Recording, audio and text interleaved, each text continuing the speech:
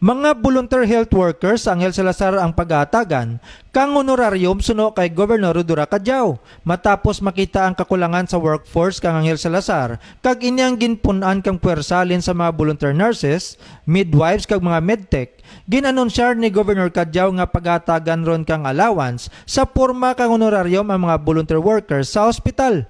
Bukas sa karon ang provincial government sa may mga luyag magbolunteer sa ospital kang probinsya.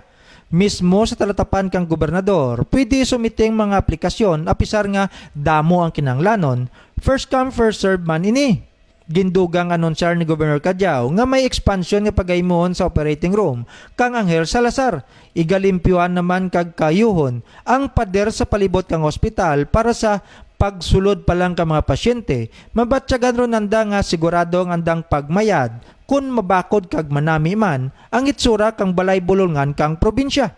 Ini nga announcement ni Governor Cadiao ang nabase sa resolusyon sini nga ginpropose kang dia ang katapo pa kang sangguniang panalawigan bilang vice gobernador. Kag ini ang liwat nga ginpahayag matapos man ang ginpatigayon ni Vice Governor Gardinosta kag Espe Santillan nga pag-usisa sa estado kang Angel Salazar Memorial General Hospital.